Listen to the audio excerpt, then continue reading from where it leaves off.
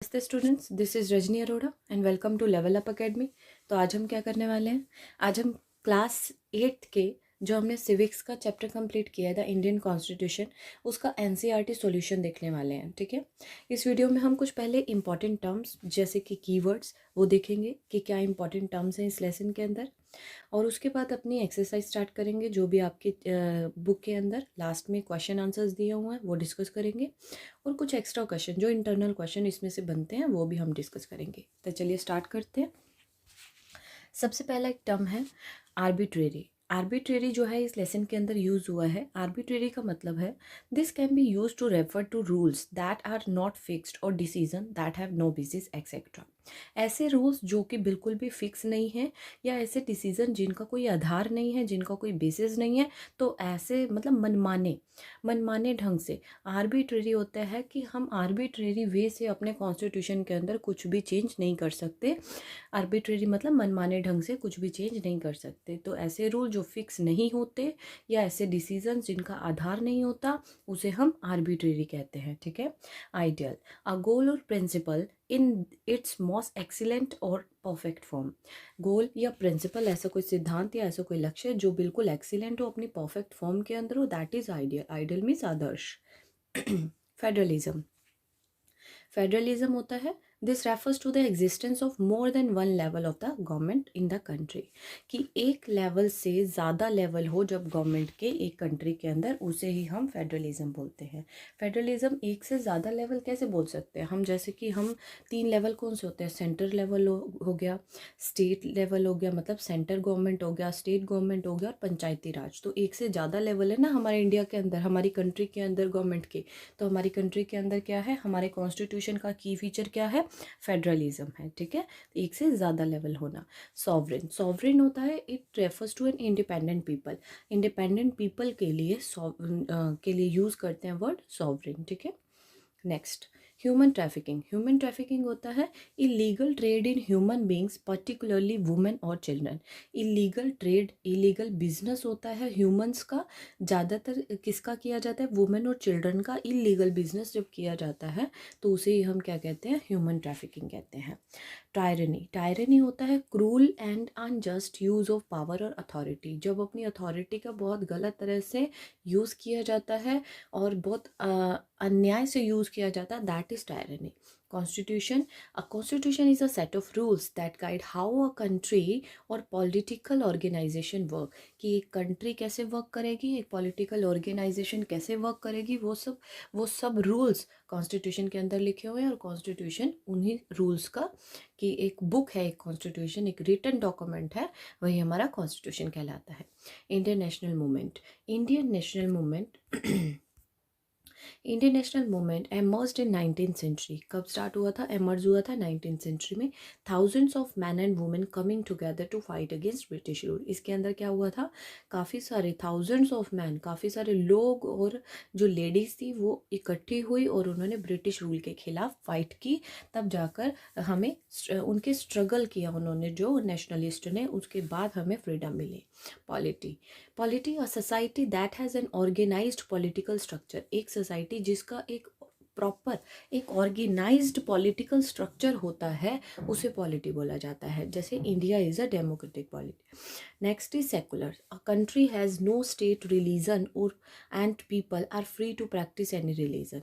एक कंट्री जिसका कोई स्टेट, सेकुलर का मतलब होता है कि एक स्टेट कोई भी एक रिलीजन को प्रमोट नहीं करेगी, उसी सेकुलरिज्म। तभी तो बोलते हैं India is a secular secular country. क्यों?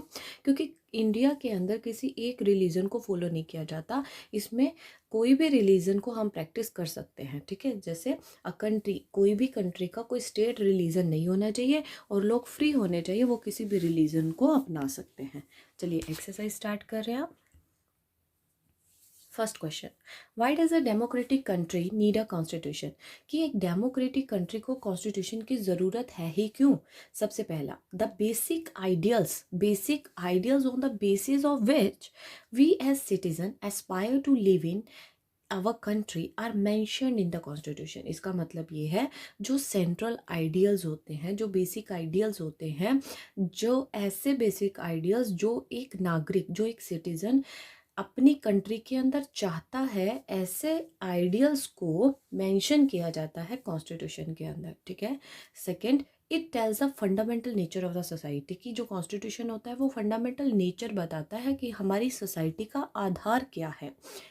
Third point, to define the nature of the political system of the country, कि कॉन्स्टिट्यूशन पॉलिटिकल सिस्टम के बारे में, कि हमारे देश की पॉलिटिकल सिस्टम कैसा है, वहाँ पर मोनार्की है, वहाँ पर डेमोक्रेसी है, क्या है, तो वो पॉलिटिकल सिस्टम भी हमें कॉन्स्टिट्यूशन से ही पता चलता है। Second question, look at the wording. अब वर्डिंग, दो एग्जांपल्स दिए हुए हैं एक्चुअली, ठीक है। फर्स्ट जो कॉलम है वो 1990 नेपाल कॉन्स्टिट्यूशन में से लिया गया है, और जो सेकंड कॉलम है वो लिया गया है जो रिसेंट कॉन्स्टिट्यूशन है जो 2015 में बना था नेपाल का, उसमें से एक एक्ट लिया गया है, ठीक है, वर्डिंग्स ली गई है। तो अब ये बताना है कि इन दोनों वर्डिंग्स के अंदर क्या डिफरेंसेस है, ठीक है। तो अब आपको ये पता होना चाहिए कि जो 1990 है उसमें नेपाल का जो पुराना कॉन्स्टिट्यूशन है वो लिखा गया था, और 2015 में जो कॉन्स्टिट्यूशन है, नया कॉन्स्टिट्यूशन, क्योंकि पहले वाले कॉन्स्टिट्यूशन के अंदर लोग बहुत ज़्यादा खिलाफ थे, वहाँ पर राजा का रूल था, तो उसमें बिल्कुल भी डेमोक्रेसी नहीं थी, तो लोगों ने बहुत मूवमेंट किए, लोग लड़े, स्ट्रगल किया, और उसके बाद फाइनली उन्होंने डेमोक्रेसी जो है इस्टेब्लिश की, और 2015 में दोबारा से नेपाल का कॉन्स्टिट्यूशन लिखा गया था, ठीक है, जिसके अंदर जो राजा की पावर थी वो ख़त्म हो गई थी। अब आर्टिकल देखिए ज़रा, Article 35, executive power. The executive power of the Kingdom of Nepal shall be vested in His Majesty and the Council of the Minister. और 2015 वाले में हम पढ़ रहे हैं Article 75, executive power. The executive power of the Nepal shall pursuant to this constitution and laws be vested in the Council of Minister. इसका मतलब ये है, अब इसका आंसर पढ़ रहे हैं कि इन दोनों के अंदर क्या डिफरेंस है। इन द फर्स्ट एग्जाम्पल, पहले वाले एग्जाम्पल के अंदर जो एग्जीक्यूटिव पावर है वो किसके हाथ में, राजा और उसके मिनिस्टर्स के हाथ में है, लेकिन जो सेकंड वाला एग्जाम्पल है उसमें डायरेक्टली क्लियरली ये बताया गया है कि जो एग्जीक्यूटिव पावर है वो एक मतलब काउंसिल ऑफ मिनिस्टर्स के हाथ में है, गवर्नमेंट के हाथ में है। इट मीन्स कि जो नेपाल है, अब नेपाल के अंदर पार्लियामेंट्री डेमोक्रेसी फॉलो की जाएगी, ठीक है। दोनों में डिफरेंस मालूम हो गया। थर्ड क्वेश्चन देख लेते हैं, What would happen if there were no restrictions on the power of elected representatives? कि अगर जो इलेक्टेड रिप्रेजेंटेटिव होते हैं जिनको हम चुनते हैं, अगर उनके ऊपर किसी भी तरह की कोई रिस्ट्रिक्शंस नहीं होगी तो क्या होगा।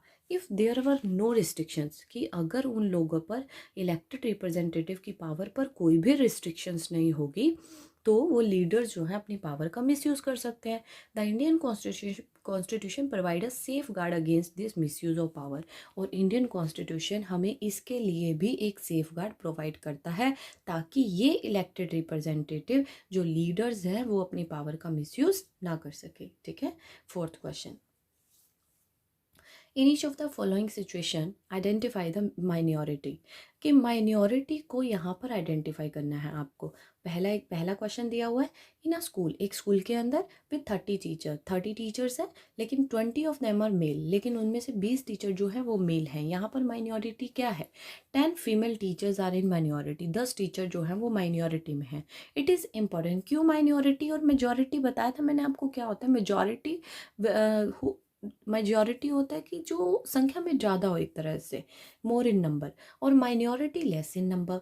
तो यहाँ पर मेजॉरिटी क्या है, 20 मेल है ना, तो मेजॉरिटी में कौन है, मेल्स हैं 20, और फीमेल जो है वो माइनॉरिटी में है क्योंकि 10 है, तो 10 female teachers are in minority. It is important to respect views. अब यहाँ पर ये बता रहे हैं कि इनके लिए क्या किया जाना चाहिए, ठीक है। हमें इनके व्यूज़ को रिस्पेक्ट क्यों करना चाहिए, इसलिए क्योंकि male teachers do not use their power against them, कि जो मेल टीचर है वो अपनी मेजॉरिटी की पावर जो है उनके अगेंस्ट यूज़ ना कर पाएँ, तो उनके व्यूज़ को भी रिस्पेक्ट किया जाना चाहिए। Second question, in a city 5% of the population है बुद्धिस्ट, जो 5% पॉपुलेशन है पूरी सिटी की, सिर्फ 5% पॉपुलेशन जो है वो क्या है, बुद्धिस्ट है। अब यहाँ पर माइनॉरिटी कौन है, ये 5% बुद्धिस्ट ही तो माइनॉरिटी में है, कि पूरी सिटी के सिर्फ 5% लोग ही बुद्धिस्ट है, तो यहाँ पर क्या है, 5% Buddhist are in minority. It is important to respect the views, ये ज़रूरी है उनके व्यूज़ को रिस्पेक्ट देना, क्यों, so that they will not be, ताकि उन्हें मेजॉरिटी कम्युनिटी डोमिनेट ना कर सके। In a class of 50 students की क्लास में 40 belongs to more well off families की 40 जो है वो काफ़ी वेल ऑफ फैमिली मतलब रिच फैमिली से बिलोंग करते हैं। तो माइनॉरिटी में कौन है? 10% हो गए ना, क्योंकि 40 तो वेल ऑफ फैमिली से हो ही गए। अब बचे कितने? 10%। तो 10% पुअर फैमिली से हम, तो यहाँ पर क्या है, 10% belongs to poor family are in minority. अब इनके लिए क्या किया जाना चाहिए? Scholarship, special classes, other welfare schemes are to be planned, कि अदर जो स्कीम्स हैं वो प्लान की जानी चाहिए ताकि इनकी रिक्वायरमेंट्स जो है वो पूरी की जा सके। ठीक है, next question number 5, right significance of the key features given below. अब सिग्निफिकेंस बताने हैं जो हमारे कॉन्स्टिट्यूशन के की फीचर्स हैं उनके बारे में। फर्स्ट है फेडरलिज्म। फेडरलिज्म के बारे में बता रहे हैं, मैंने अभी भी बताया था फेडरलिज्म क्या होता है, मोर than one level of government. और इंडिया के कितने टायर्स हैं? 3 टायर्स हैं गवर्नमेंट के। A government in centre alone could not be effective for everyone. अब यहाँ पर जो फेडरलिज्म है वो क्यों है हमारा कॉन्स्टिट्यूशन का की फीचर?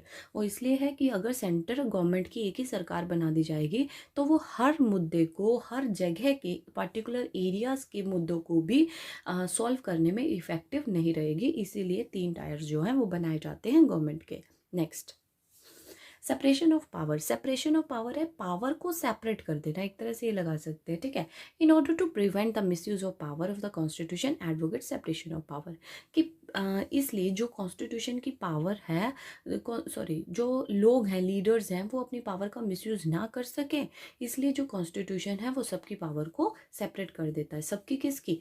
तीनों ऑर्गन्स की। किसके ऑर्गन? जो हमारे गवर्नमेंट के ऑर्गन्स हैं, each branch of the government, जो भी ब्रांच है गवर्नमेंट की, उसकी पावर को फिक्स कर दिया जाता है कॉन्स्टिट्यूशन के अकॉर्डिंग।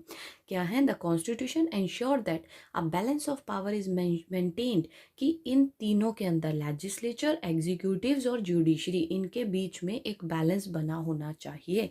ठीक है, इसीलिए इनकी पावर को फिक्स कर दिया जाता है। अब तो 3 ऑर्गन्स हैं, वो कौन कौन से? Legislature, executive and judiciary. Next, fundamental right. Fundamental rights guarantee the rights of individual against the state as well as against the other individual. अब जो फंडामेंटल राइट्स हैं वो गारंटी करता है कि इंडिविजुअल के राइट को, कि स्टेट मतलब गवर्नमेंट या फिर कोई और दूसरे इंडिविजुअल उनके एक पर्सन के खिलाफ जो है कोई ऐसे एक्शंस ना ले सके, और इंडिविजुअल के राइट को प्रोटेक्ट करने का काम कौन करता है? फंडामेंटल राइट करता है। It protect minority community and guarantee right against the majority, कि माइनॉरिटी कम्युनिटी के खिलाफ भी मेजॉरिटी कोई एक्शन ना ले सके या फिर मेजॉरिटी उसे डोमिनेट ना कर सके, इसलिए भी जो कॉन्स्टिट्यूशन है वो माइनॉरिटी को प्रोटेक्ट करता है। Next is parliamentary form of government. ये भी हमारा की फीचर है। पार्लियामेंट्री फॉर्म ऑफ गवर्नमेंट के अंदर बताया गया है the constitution guarantee universal adult franchise for all citizens, means all citizens have a right to vote. यहाँ पर क्या बताया गया है कि पार्लियामेंट्री फॉर्म ऑफ गवर्नमेंट के अंदर सभी लोगों को यूनिवर्सल एडल्ट फ्रेंचाइज, यूनिवर्सल मतलब सब, एडल्ट मत 18+, और फ्रेंचाइज मतलब राइट टू वोट, कि सभी लोगों को वोट देने का राइट है। The idea of universal adult franchise is based on equality, बिल्कुल इक्वालिटी होनी चाहिए। 4th question, yes 4th question का एक पार्ट रह गया था बीच में, तो सी पार्ट वो देख लेते हैं। In a factory mess for all employees 80% are vegetarian. अब यहाँ पर माइनॉरिटी में कौन है? 20% ऑफ नॉन वेजिटेरियन एम्प्लॉय जो है वो माइनॉरिटी में है, क्योंकि 80% तो वेजिटेरियन है। Their views should be respected. अब ऐसा नहीं है कि वो नॉन वेजिटेरियन है तो उनको अलग सी नज़र से देखा जाना चाहिए और उनके व्यूज़ नहीं सुने जाने चाहिए, तो उनके व्यूज़ को भी रिस्पेक्ट करना चाहिए, कि as eating non vegetarian food is their personal choice, क्योंकि उनकी पर्सनल चॉइस है कि वो नॉन वेजिटेरियन है। ठीक है, नेक्स्ट कुछ एक एक्टिविटी सी दी हुई है आपकी बुक के अंदर 6th क्वेश्चन में। Write down the names of the Indian states which share border with the following neighbouring nation. ये आपको खुद से करना है। बंगाल, भूटान, नेपाल जो है, इसमें कौन कौन से बॉर्डर को ये फॉलो करते हैं। ठीक है, अब एक्स्ट्रा क्वेश्चन देखते हैं ज़रा। What is democracy? Democracy is a form of government in which people have the power of governance. Democracy आप लोगों को मालूम है, of the people, by the people and for the people। तो एक ऐसी फॉर्म ऑफ गवर्नमेंट है जिसकी पावर जो है किसके हाथ में होती है? लोगों के हाथ में होती है। What do you mean by right against exploitation? Right against exploitation का क्या मतलब है? Under this the constitution prohibits trafficking, forced labor and children working under 14 years of the as, कि एक्सप्लॉइट नहीं किया जाना चाहिए लोगों को। जैसे कि कॉन्स्टिट्यूशन बिल्कुल मना करता है, मना ही करता है किस चीज़ की, कि ह्यूमन ट्रैफिकिंग नहीं होनी चाहिए, ह्यूमन का व्यापार नहीं होना चाहिए, फोर्स्ड लेबर की किसी को आप फोर्सफुली अपना काम नहीं करवा सकते, और जो जो बच्चे 14 साल से कम उम्र के हैं वो कोई भी वर्क नहीं करेंगे। मतलब किसी भी दुकान पर जो लग जाते हैं छोटे छोटे बच्चे से, तो उनको आप नहीं लगवा सकते, ठीक है। Next question, during which time period did the constitution assembly draft constituent assembly draft a constitution for independent India, के इंडिपेंडेंट इंडिया के लिए कौन से टाइम पर हमारा कॉन्स्टिट्यूशन का ड्राफ्ट मतलब निर्माण किया गया था? Between December 1946 to and November 1949, ठीक है। Name the fundamental rights mentioned in the Indian constitution. आप लोगों को भी मालूम है कौन कौन से फंडामेंटल राइट्स हैं। First is right to equality, right to freedom, right against exploitation, right to freedom of religion, cultural and educational right, right to constitution remedies. अगर आपको फंडामेंटल राइट्स पर भी कोई वीडियो चाहिए होगी इनके एक्सप्लेनेशन की, और इनको अच्छे से समझना होगा, तो आप बता दीजिएगा कमेंट बॉक्स में, आपके लिए ये वीडियो भी बना दी जाएगी। Next question, what does the word state refers to? The word state refers to a political institution that represent a sovereign people who occupy a definite territory.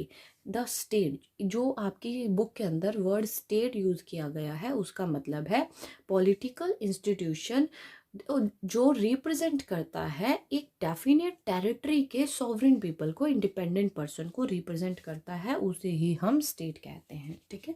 तो चलिए आज के लिए इतना ही, बाकी हम कल कंटिन्यू करेंगे नेक्स्ट चैप्टर को। Thank you.